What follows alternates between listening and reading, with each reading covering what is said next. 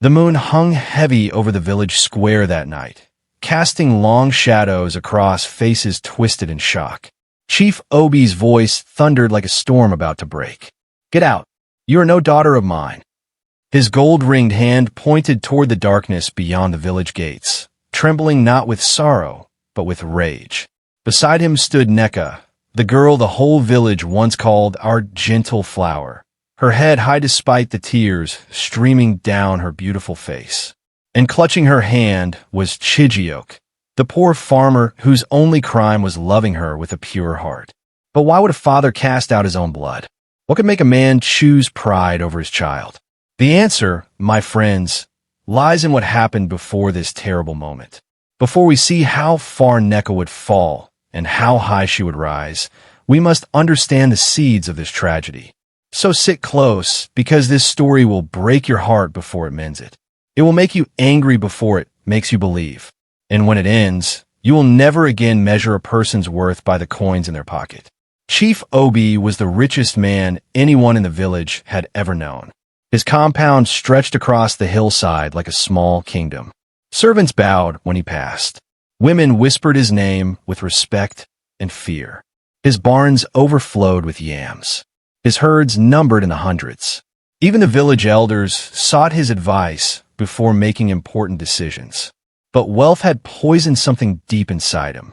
He believed that money made a man worthy and poverty made him worthless. A poor man, he often said, spitting the words like bitter seeds, is a waste of the earth's soil.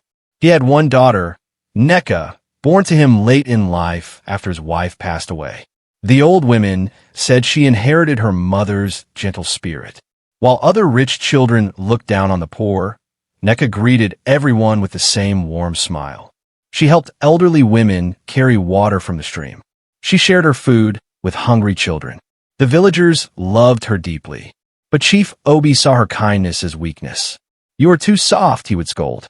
"The world will devour soft people." Yet Nneka never changed, because true goodness cannot be trained out of a person.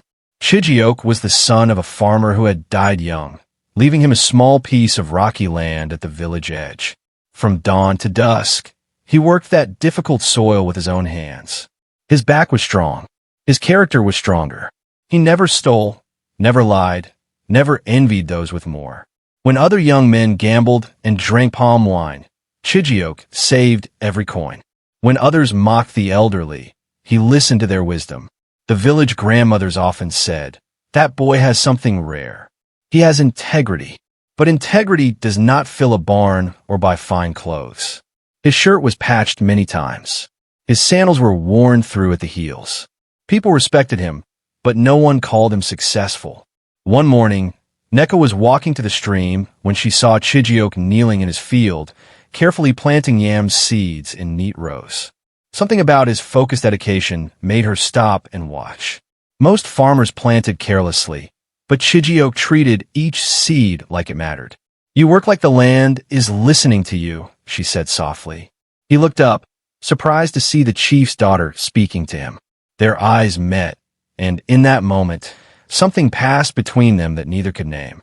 From that day, Nneka found reasons to pass by Chijiok's farm.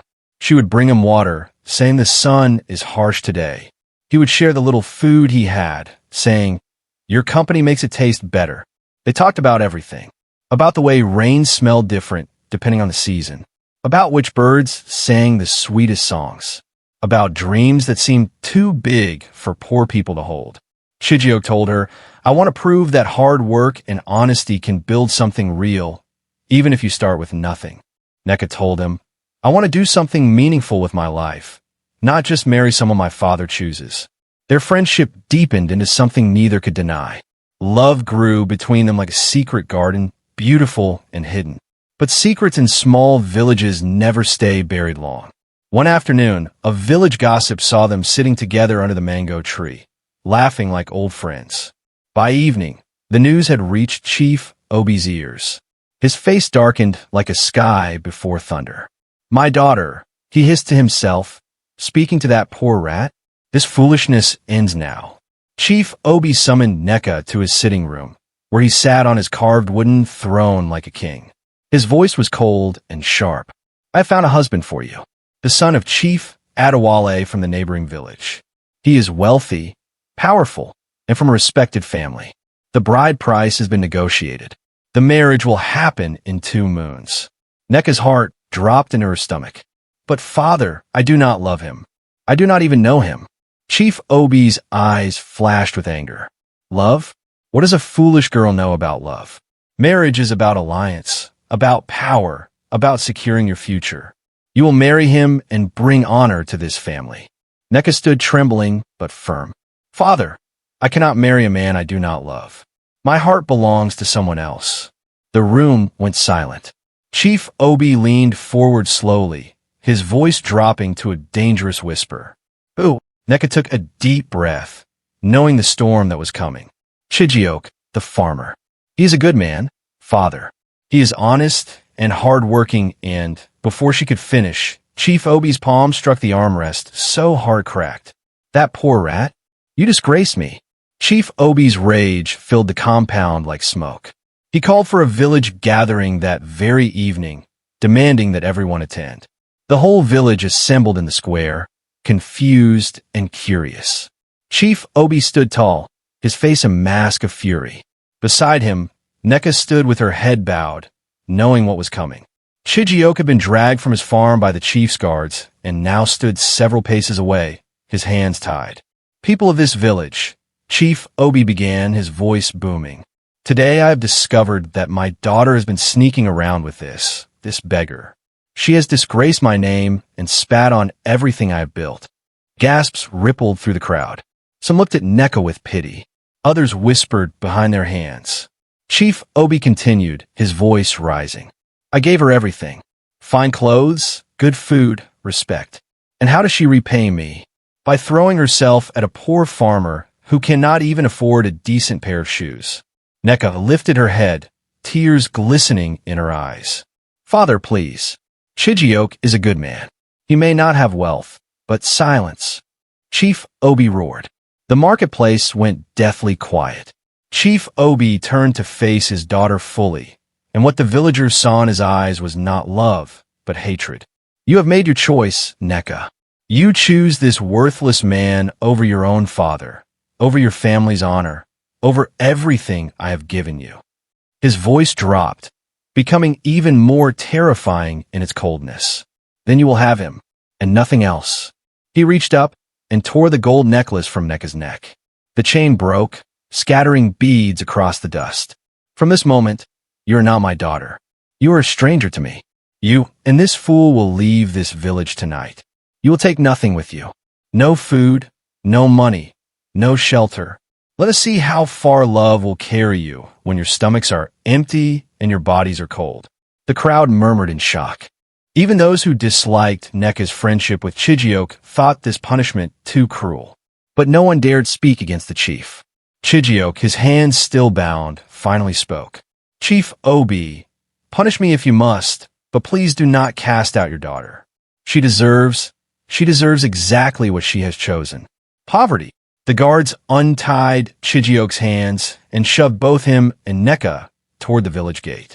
Some villagers looked away in shame. Others, emboldened by the chief's cruelty, began to jeer. Look at the chief's daughter now. Choosing rags over riches, one woman shouted. Foolish girl, you will regret this, an old man spat. Young children, not understanding but following their parents' lead, threw pebbles. Nneka walked forward with her head high, refusing to let them see her break. Chijioke walked beside her, shielding her from the stones with his body.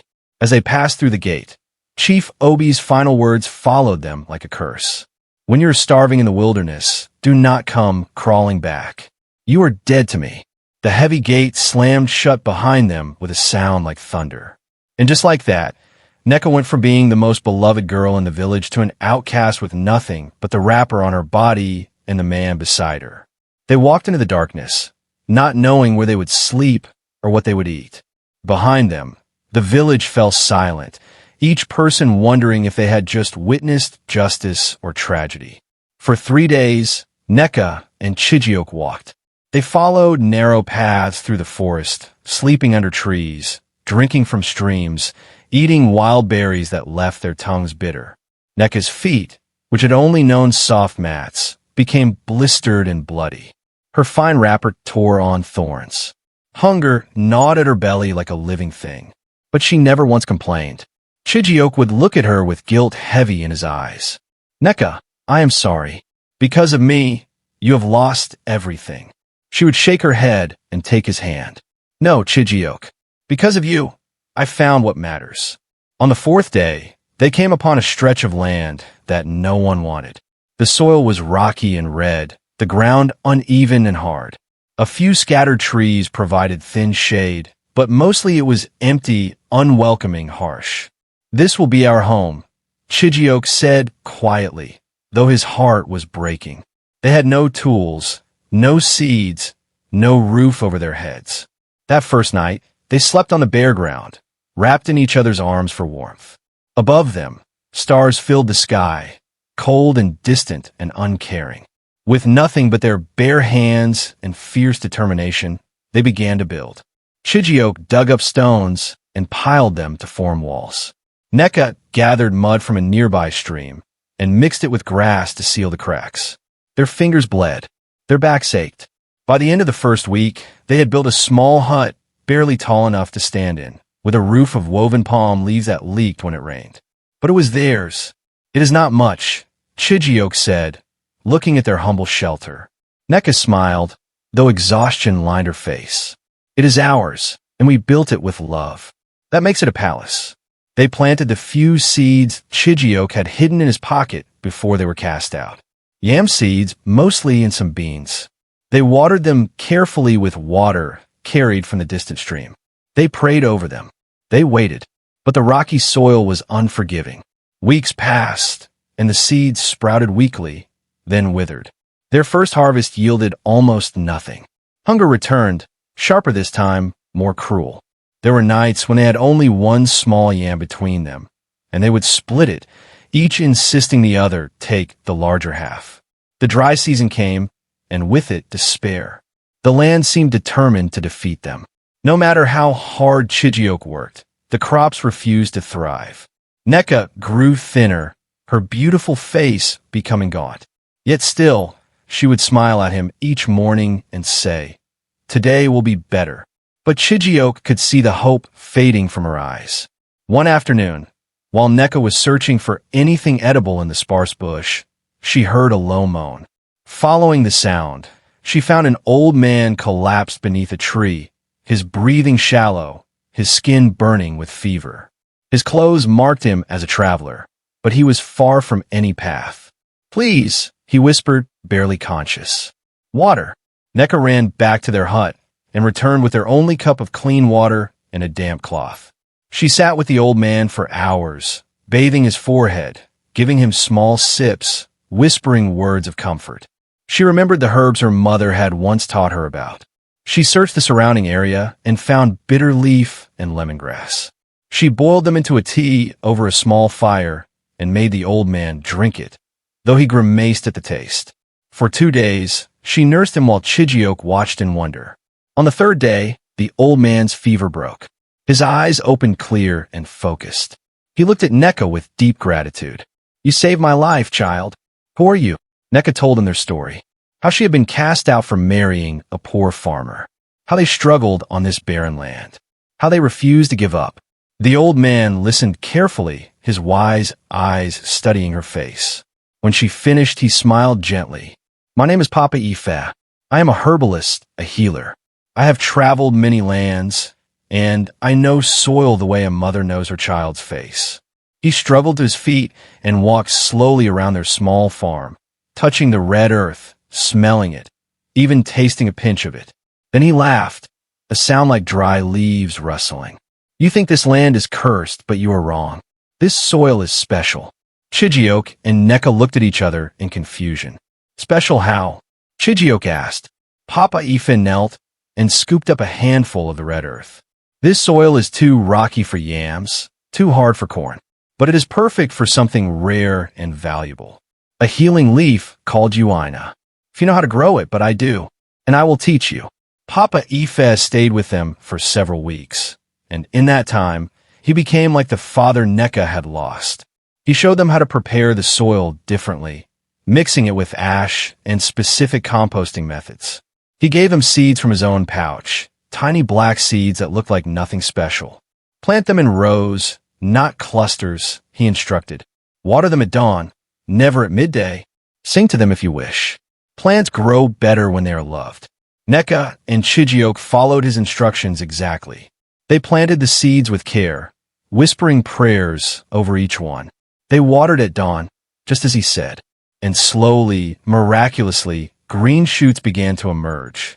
Within weeks, the plants grew tall and strong, their leaves broad and deep green with a silver shimmer in the sunlight.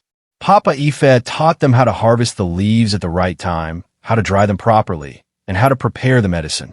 This leaf, he explained, heals wounds that will not close, fevers that will not break, and pain that will not leave. It is worth more than gold to those who need it. Before he left to continue his journey, Papa Ife placed his hands on their heads in blessing. You have been faithful in little. Now watch what God does with much. Their first real harvest came in the 4th month. The leaves dried beautifully, releasing a sharp, clean scent that promised healing. Chijioke bundled them carefully and walked to the nearest market town, 2 days away. He was nervous. What if no one wanted to buy them? What if Papa Ife had been wrong? But when he spread his leaves on a mat in the market, a woman approached almost immediately. She was a trader from a distant city, and she recognized the leaves instantly. "Where did you get Nneka?" she asked, her eyes wide. "I have been searching for a supplier for months. My customers pay heavily for this medicine." She bought his entire stock and paid him more money than he had ever held in his life. She also gave him her contact and promised to return. Chijioke ran the whole way home, his heart singing. When Nneka saw the coins, she wept, not from greed, but from relief and gratitude. That night, they had a full meal for the first time in months. But they did not become wasteful. They saved most of the money and bought more seeds, more tools, and better materials to expand their farm. Word spread slowly but surely. The healing leaf from the rocky land. Soon, traders came to them. While Nneka and Chijioke's lives blossomed like the plants they tended, Chief Obi's world began to crumble. The alliance he had planned with Chief Adewale's family fell apart when Adewale's son was caught stealing from another village and was banished in disgrace. Chief Obi's own greed led him to make poor decisions. He forced the village farmers to plant only cash crops, ignoring their warnings that the soil needed rest. He raised taxes so high that families went hungry. And then, the rains failed. The land, exhausted and abused, produced almost nothing. Hunger spread through the village like a shadow. But worse than hunger was the sickness. A strange illness began to afflict the villagers. It started with fever, then weakness, then sores that would not heal. The village herbalist tried every remedy he knew, but nothing worked. Children grew thin. The elderly began to die. Chief Obi, watching his village suffer, grew desperate, but his pride would not let him ask for help. He sat in his large compound, which now felt empty and cold, surrounded by wealth that could not buy health or peace. At night, he would sometimes think of Nneka, but he pushed the thoughts away. He had made his choice. She was dead to him. The sickness worsened. One day, a village elder named Namdi, who had once been kind to Nneka, could no longer bear watching his people suffer. He had heard rumors, whispers of a healer who lived far away on rocky land, a healer whose medicines worked miracles. Some said she was a woman. Some said she had once been from their own village. Namdi did not ask Chief Obi's permission.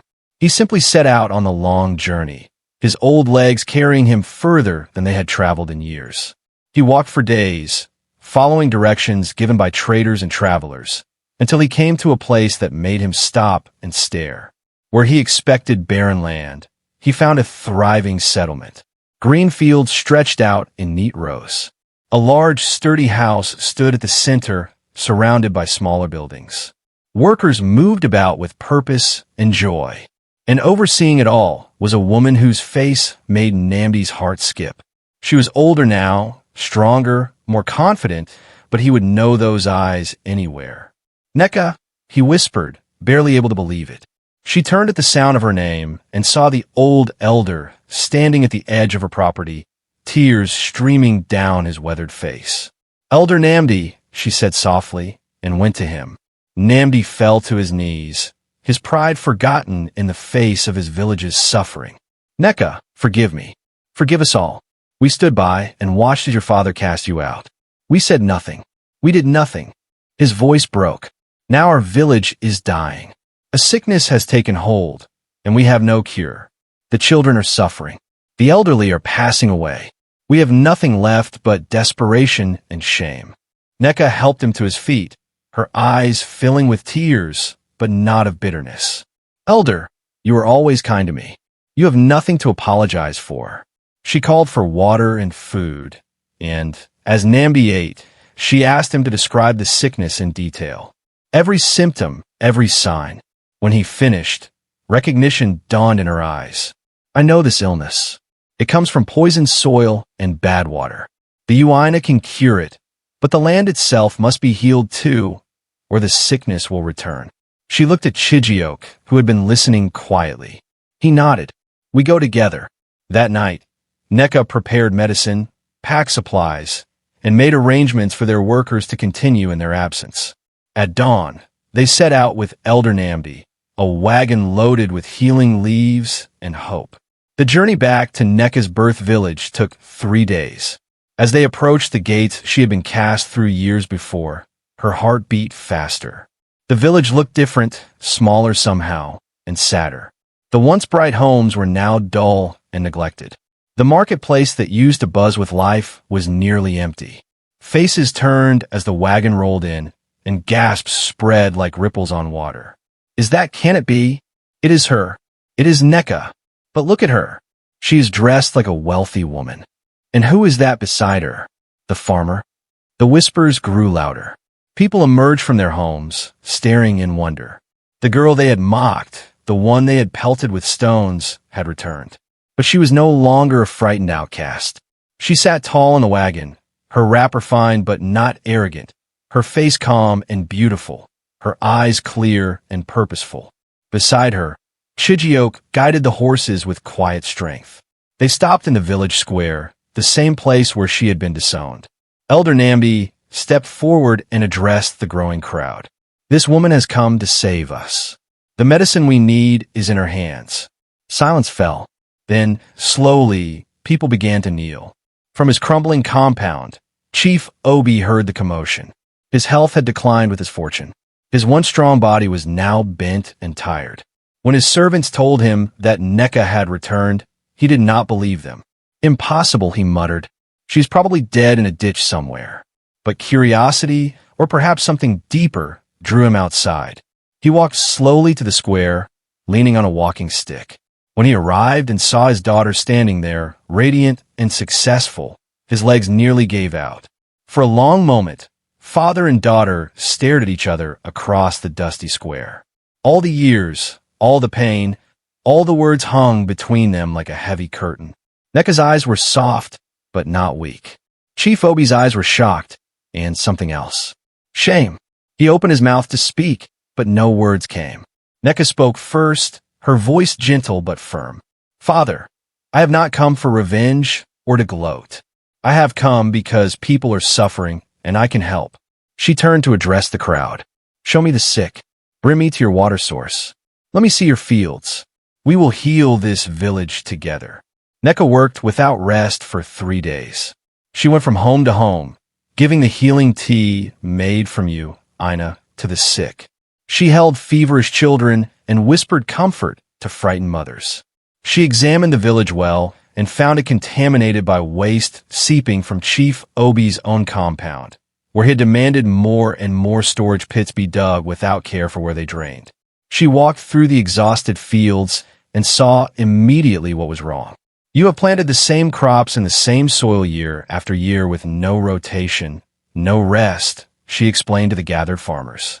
"The earth is not a slave. It is a partner. If you do not care for it, it cannot care for you." Chijiok, respected now for his knowledge and success, taught the men how to prepare compost, how to rotate crops, how to read the soil. Slowly, the village began to heal. Fevers broke, sores closed, strength returned to weak limbs. By the end of the week, the first children were playing again, their laughter echoing through the streets. The villagers looked at Nneka with awe and gratitude. But it was Chief Obi, watching from the shadows, who felt the deepest cut. His daughter, the one he had called worthless, was saving the village he had destroyed. On the seventh day, Nneka called for a gathering in the village square. Everyone came, including Chief Obi, who sat apart from the crowd, his face unreadable. Nneka stood in the center, Chijiok beside her, and spoke clearly so all could hear. The sickness is cured, but it will return if the land is not respected. You cannot force the earth to give more than it can. You cannot poison your water and expect to stay healthy. And you cannot measure a person's worth by their wealth. Her eyes moved across the faces, landing finally on her father.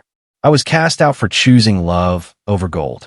I was called worthless for marrying a poor farmer. But that farmer taught me the value of hard work, integrity, and patience. The land I was given, the land everyone thought was useless, became fertile because we cared for it. She paused, letting her words sink in. Chief Obi, you taught me that poverty was the worst thing that could happen to a person. But I learned something different. The worst thing is not poverty. It is cruelty. It is pride. It is refusing to see the worth in others because you are blinded by your own importance. The crowd was silent, every eye on Chief Obi. Chief Obi stood slowly, his legs trembling. For a moment, it seemed he might leave in anger, clinging to his pride as he had for so long. But something in his daughter's eyes, not hatred, but truth, broke through the walls he had built. His voice came out rough and broken. I was wrong. Those 3 words fell into the silence like stones into deep water. He continued, each word seeming to cost him greatly. I thought wealth made me wise. I thought power made me right. I measured everyone, including my own daughter, by gold and land instead of by character and heart. His eyes met Nneka's, and tears, the first anyone had seen from him in decades, rolled down his weathered cheeks. I cast you out because you chose love, and I called it foolishness. But you built something real while I destroyed everything I touched. You healed people while my pride poisoned them. You were right, Nneka, and I was blind. He fell to his knees in the dust, a king dethroned by his own choices. I do not deserve your forgiveness, but I am asking for it, not as a chief, but as a father who failed his only child.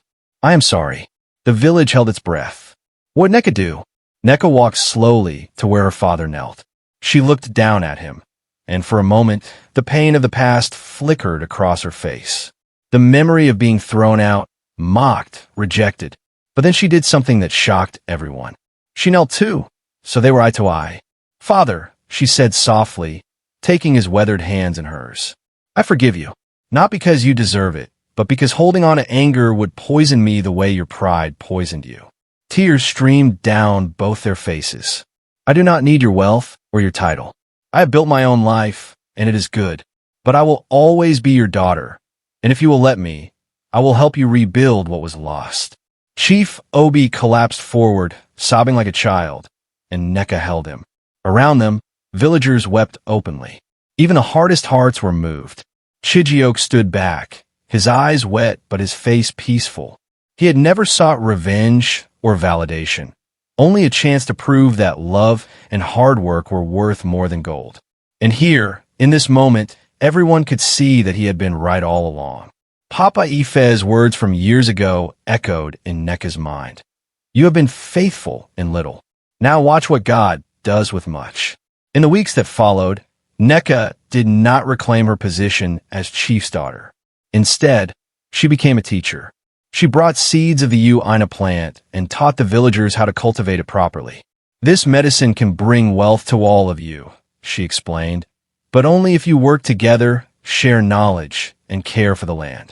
She and Chijiok stayed for 3 months, guiding the first planting, training healers, and showing farmers how to restore the soil. The village, which had been dying, began to thrive again. Markets reopened. Children grew strong. Laughter returned to the streets. Chief Obi, humbled and changed, worked alongside everyone else, no longer demanding respect, but earning it through service.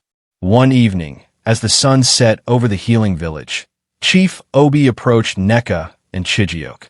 "My daughter, my son," he said, and the word son, when referring to Chijioke, brought fresh tears to Nneka's eyes. "I spent my life building wealth, but you have shown me what real wealth is. It is not gold. It is love, community, and integrity. Thank you for saving us, not just from sickness, but from ourselves." He smiled, truly smiled, for the first time in years. When it was time for Nneka and Chijioke to return to their own land, the entire village gathered to see them off. They loaded the wagon with gifts, not from obligation, but from genuine gratitude. Children ran alongside, waving and singing. Elder Namdi blessed their journey. And Chief Obi, standing at the village gate where he had once cast them out, now stood with his head bowed in respect. "Go in peace," he said, "and know that you will always have a home here." As the wagon rolled away, Nneka looked back one last time.